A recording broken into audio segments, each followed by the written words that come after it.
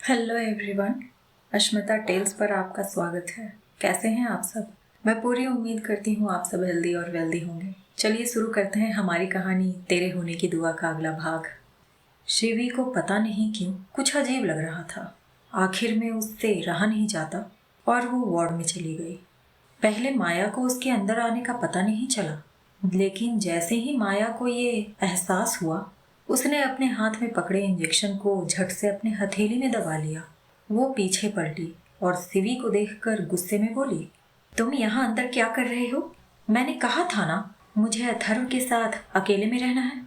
शिवी ने धीरे से कहा, मेरा हेडफोन छूट गया था जी। गुस्से में माया ने अपनी मुट्ठी जोर से भींच ली। तभी उसे एहसास हुआ कि उसके हाथ में पकड़ा इंजेक्शन उसकी हथेली में चुभ गया था। सिवी ने सब सही देखने के बाद कहा, आप उनसे बातें कर सकती हैं, मैं बाहर जा रहा हूँ। माया ने कहा, तुमने मेरा मूड खराब कर दिया है, मुझे अब कोई बात नहीं करनी। उसने अपना पर्स उठाया और जल्दबाजी में बाहर निकल गई। सिवी को यह अजीब लगा, लेकिन उसने अपना ध्यान अथर्व पर किया। उसके पल्स और बाकी वाइटल्स चेक कर वह फिर से सोफे पर बैठकर उसे देखने लगी। माया पार्किंग में आई और कार में बैठ गई। कार में पहले से विक्रांत बैठा हुआ था। उसने उसे हड़बड़ी में आते देख पूछा, क्या हुआ? कोई प्रॉब्लम है क्या? काम हो गया? माया ने गुस्सा करते हुए कहा, अभी क्या, अभी घर चलो। विक्रांत ने पूछा, क्या हुआ? तुम इतनी परेशान क्यों लग रही हो? माया ने चिढ़ते हुए कहा, मैं रास्ते में सब बताती हूँ। उसने अपने हाथ को देखा। उसने वार्ड से निकलने के बाद अपने हाथ से इंजेक्शन निकाल लिया था, लेकिन फिर भी कुछ लिक्विड उसके हाथ में इंजेक्ट हो गई थी। दोनों घर पहुंचे। विक्रांत ने अंदर जाते हुए कहा, तुम्हारा दिमाग खराब है? तुम्हारे हाथ में वो इंजेक्शन कैसे लग गया? एक काम ढंग से नहीं कर सकती। तुम्हें पता है ना कि उस इंजेक्शन में क्या था? उसके बावजूद तुमने इतनी बड़ी लापरवाही की। फिर थोड़ा शांत होकर बोला, रुको, मैं कुछ करता हूँ। माया ने सोफे पर बैठते हुए कहा, ये सब उस मंजीत की वजह से हो रहा है। अगर वो नहीं आता तो मैं अथर्व को ये इंजेक्शन दे चुकी होती, ना कि मेरे हाथ में चुभती। उसने खड़े होते हुए गुस्से में अपना पर्स फेंक दिया और कहा, मैं कितनी भी कोशिश करती हूँ उस अथर्व को नुकसान पहुंचाने की, लेकिन वो हर बार बच जाता है। पहले वो लड़की जो कार बीच में लाई थी, फिर वो दूसरी, अब ये मंजीत हर वक्त अथर्व के आसपास ही मंडराता रहता है। उसने फिर कुछ सोचते हुए कहा, आज से पहले कभी भी अथर्व ने मंजीत का जिक्र तक नहीं किया। अचानक से ये उसका नया दोस्त कहाँ से आ गया? कहीं ऐसा तो नहीं कि ये मंजीत भी उन लोगों में से एक है जो अथर्व को प्रोटेक्ट कर रहे हैं इतने दिनों से? मैंने उनके एक आदमी को बाहर देखा था, वो उन्हीं में से एक था। कौन है ये लोग? अचानक पता नहीं कहाँ से आ गए और हर वक्त अथर्व के आसपास रहने लगे हैं। विक्रांत ने आते हुए कहा, ये लो, ये मेडिसिन खा लो। उसने एक टैबलेट और पानी का ग्लास उसकी तरफ बढ़ा दिया। विक्रांत ने परेशान हो कहा, इससे शायद उस इंजेक्शन की दवा का असर कम हो जाए, लेकिन तुम्हें पता है उस इंजेक्शन की दवा का फिलहाल कोई तोड़ नहीं है हमारे पास। कल सुबह ही पता चलेगा कि इस दवा ने तुम पर कितना असर किया।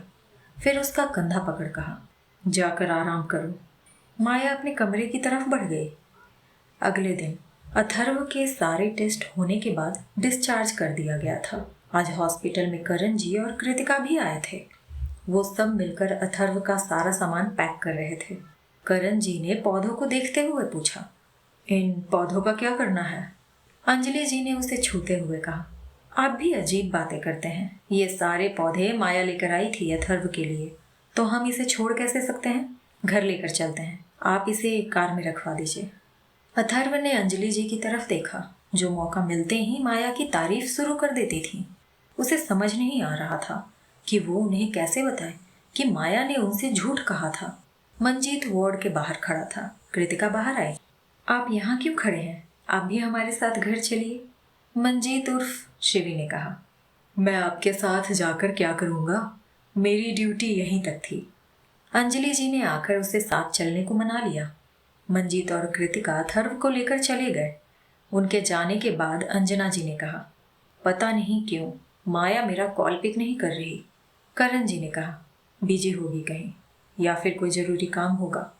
अंजलि जी ने परेशान होते हुए कहा, मैंने कल उसे मैसेज भी किया था कि आज अथर्व को डिस्चार्ज मिल रहा है, लेकिन वो उससे मिलने भी नहीं आई।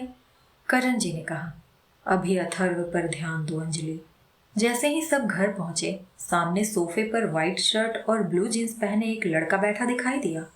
वह पास आते हुए बोला, तो सच बता, इसलिए इतना कुछ हो गया और तूने मुझे बताना तक जरूरी नहीं समझा? अथर्व ने कहा, ऐसी बात नहीं है ईशान। ईशान ने नजरें फेरते हुए कहा, सिर्फ तुझसे नहीं, कबीर और दर्शन से भी नाराज हूं मैं। कॉल किया तब उन्होंने सच बोला मुझे। करण जी ने कहा, ईशान, इसमें अथर्व की कोई गलती नहीं है। जो कुछ भी हुआ हो, हमें तुम्हें इन्फॉर्म करना चाहिए था, लेकिन इतना कुछ चल रहा था उस वक्त कि हमें इस बात का ध्यान नहीं आया। अब गुस्सा छोड़ भी दो। ईशान उनकी तरफ मुड़ा। मैं समझ सकता हूँ उस वक्त आप लोगों पर क्या बीत रही होगी। मैं तो नाराज होने का नाटक कर रहा था। अब मैं कुछ दिन यहीं रहूंगा, तेरी परछाई बनकर। शिवी को देख ईशान ने पूछा, ये कौन है? अथर्व ने कहा, ये मंजीत है, डैड के फ्रेंड हैं, उनके साथ काम करता है। अभी कुछ दिन से हॉस्पिटल में रह रहा था मेरे साथ। ईशान ने मुंह बनाया। अब समझ आया तुझे मेरी याद क्यों नहीं आई, नया दोस्त जो मिल गया था तुझे। सब ये सुन मुस्कुरा दिए। ईशान ने शिवी की तरफ हाथ बढ़ाकर कहा, हेलो, मैं ईशान गुप्ता। शिवी ने उससे हाथ मिलाते हुए कहा, मैं मंजीत सिंह। सब बैठकर बातें करने लगे। शिवी कुछ देर अथर्व के घर पर रुकी और कुछ चाय नाश्ता करने के बाद वहां से चली गई। माया अपने रूम में बेड पर बैठी हुई थी।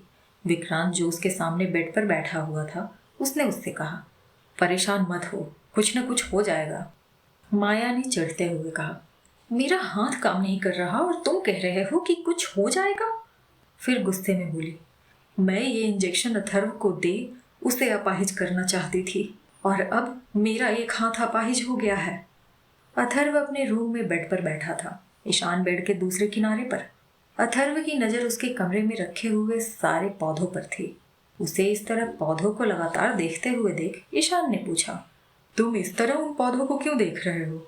अथर्व ने पौधों को देखते हुए कहा, तुम्हें पता है ये पौधे कहाँ से आए हैं, किसने दिए हैं? फिर कुछ रुक कर बोला, ये पौधे शिवांगी ने दिए हैं। ईशान उसे हैरानी से देखने लगा, फिर उन पौधों को देखा। उसने लगातार पलकें झपकाते हुए कहा, तुम कह रहे हो तो तुम्हारे कहने का मतलब है कि ये पौधे शिवांगी मेहता ने दिए हैं? वही शिवांगी मेहता जिसे तुम ढूंढ रहे हो? अथर्व ने हाँ में सिर हिला दिया। ईशान ने ध्यान से उन पौधों को देखा और पूछा, वही जो तुमसे शादी करके भाग गई, जिसकी वजह से ना तुम कुंवारे रहे ना सुहागन बन पाए? वह खड़ा हो गया। कहाँ है वो? मैं उससे अभी तुम्हारा कुंवारापन वापस लेकर आता हूँ। अथर्व बोला, मैं उससे मिला नहीं हूं अभी। ईशान उसके पास आकर बैठ गया।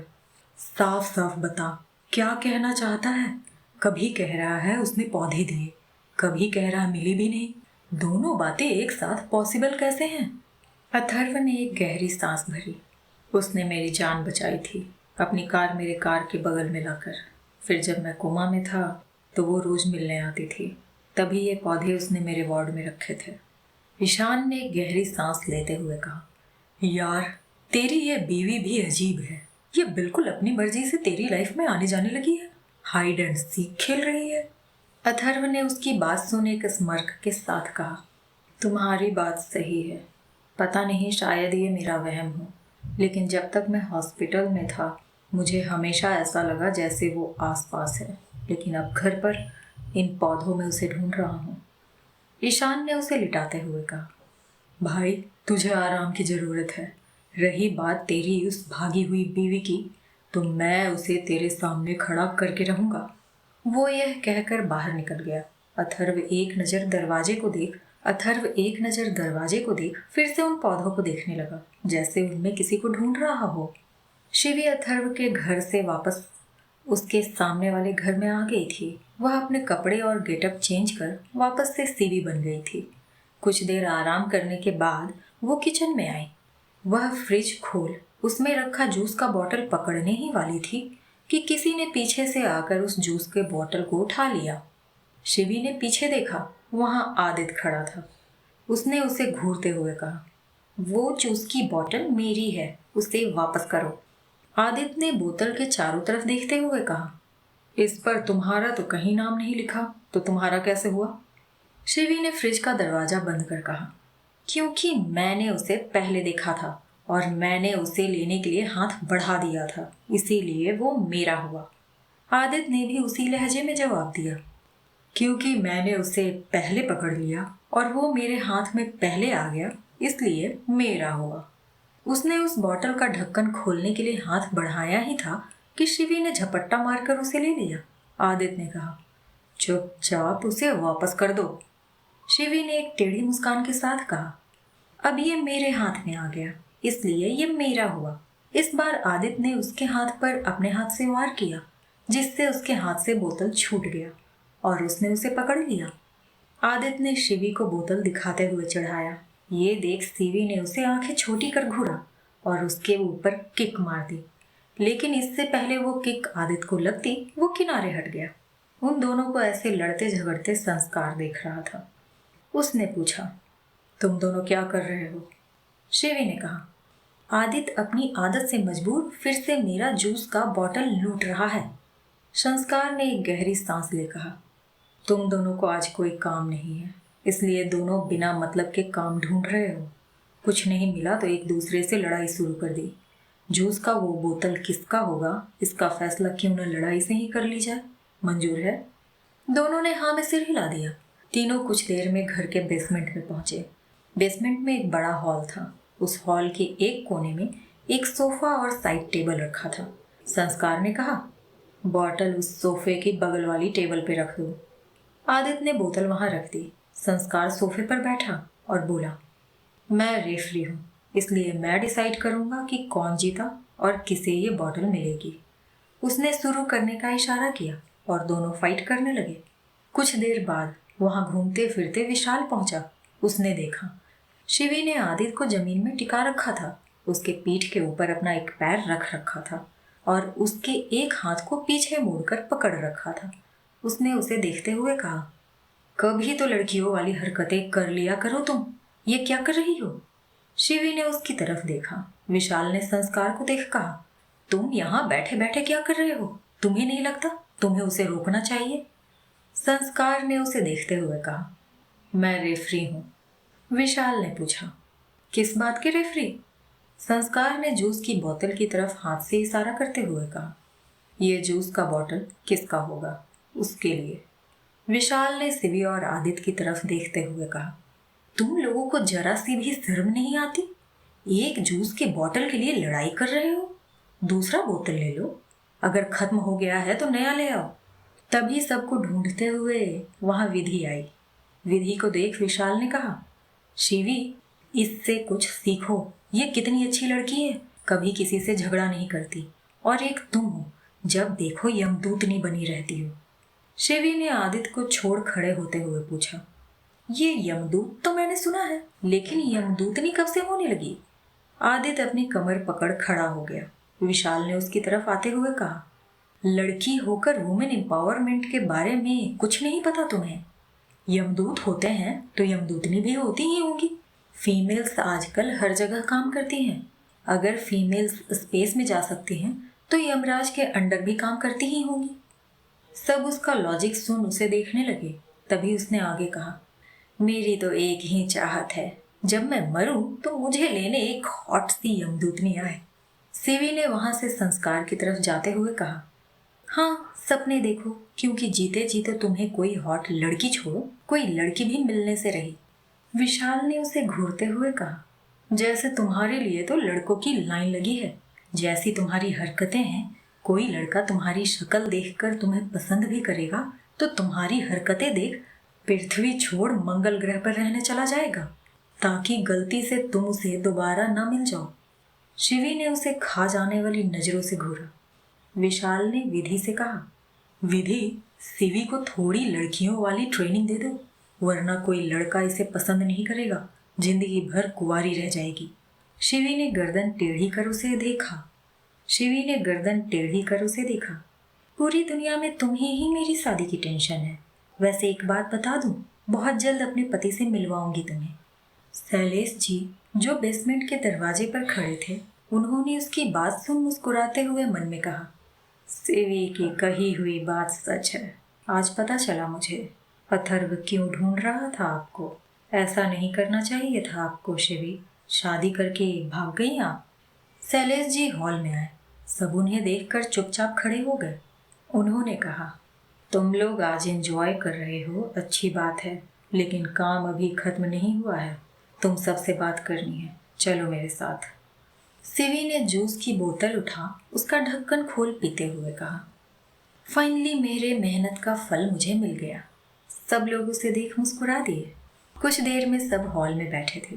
शैलेश जी ने कहा, अभी तक हमें उन लोगों के बारे में नहीं पता जिन लोगों ने अथर्व पर अटैक किया था, इसलिए हमें जल्द से जल्द उन लोगों को ढूंढना होगा।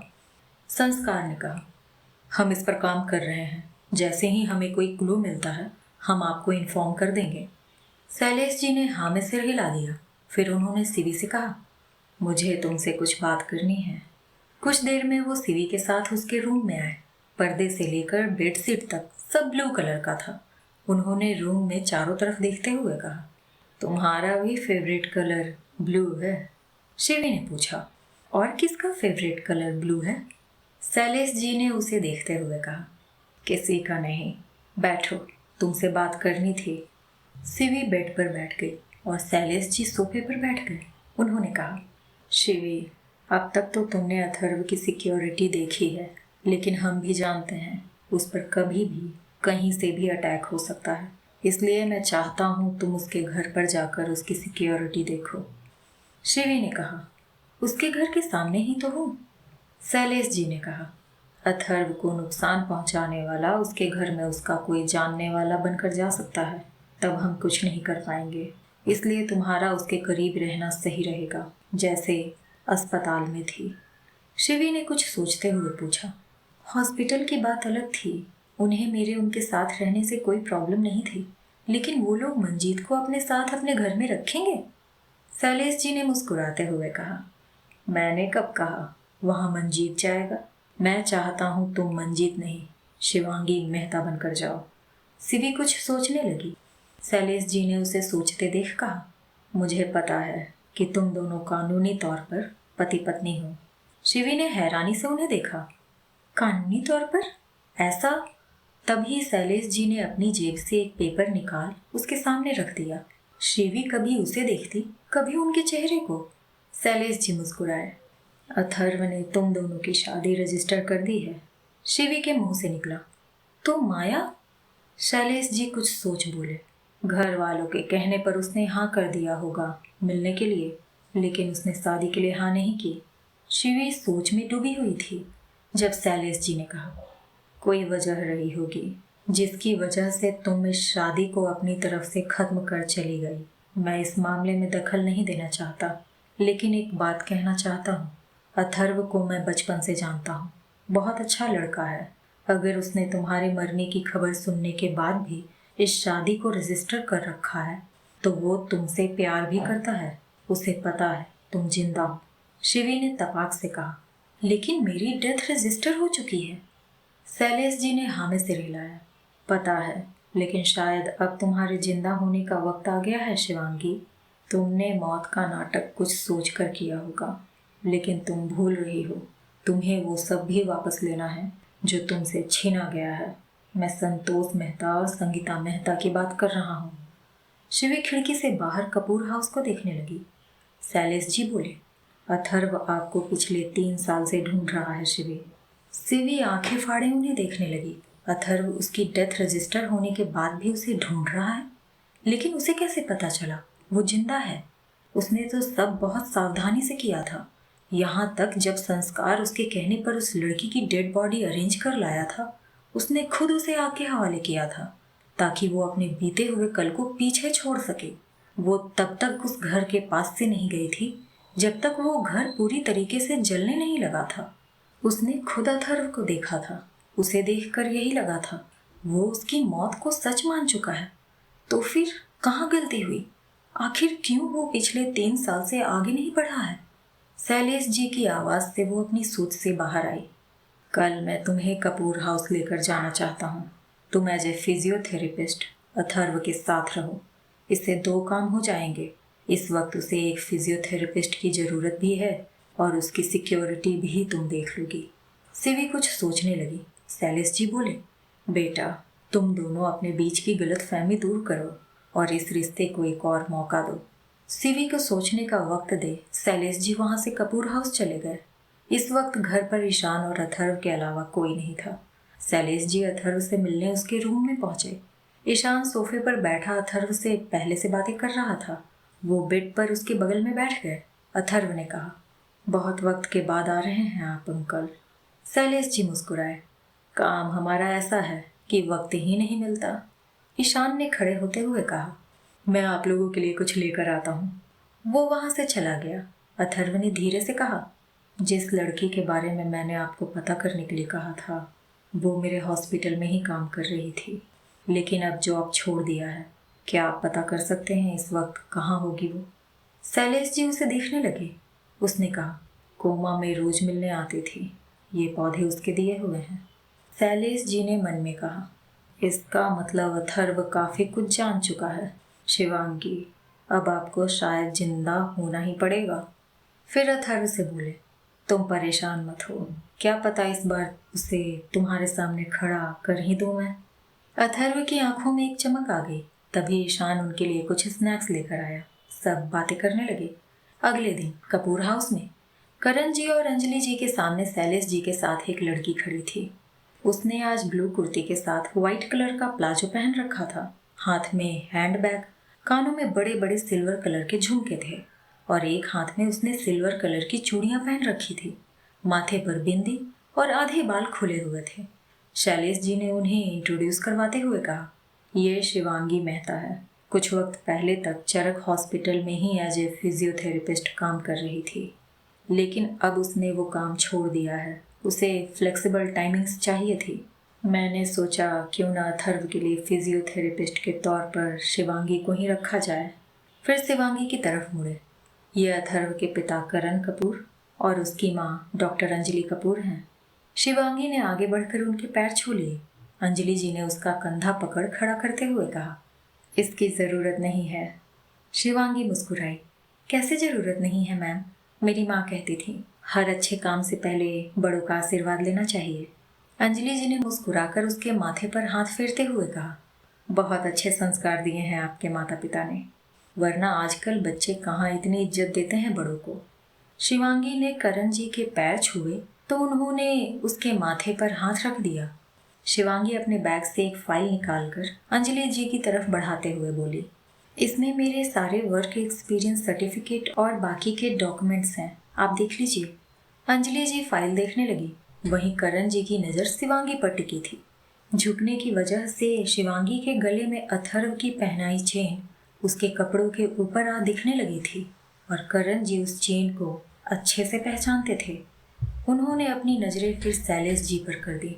क्या मैं जो सोच रहा हूँ वो सही है? अंजलि जी ने फाइल देख कहा, सैलेश भाई साहब पर मुझे पूरा भरोसा है। चलो मैं तुम्हें अथर्व से मिलवा देती हूँ। वो उसे लेकर सीढ़ियों की तरफ बढ़ गई। ईशान जो ऊपर से नीचे आ रहा था, शिवी को देख 20 सीढ़ी पर ही रुक गया। वो मुंह फाड़े शिवांगी को देख रहा था।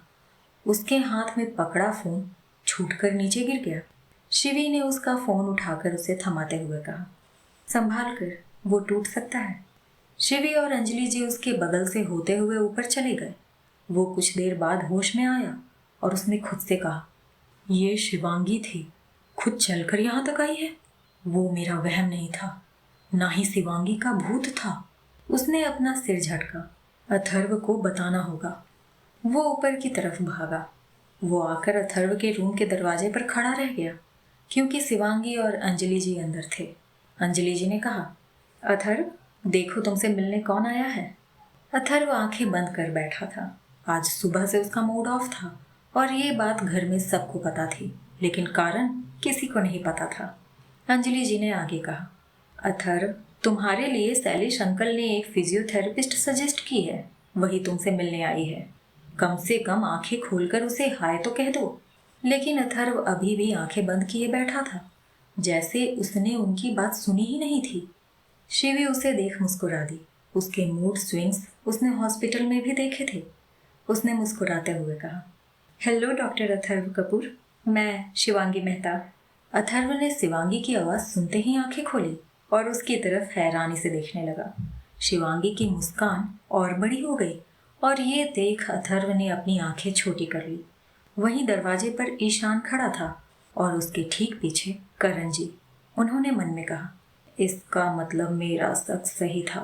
उन्होंने अपनी नजरें अथर्व से हटा शिवांगी पर की।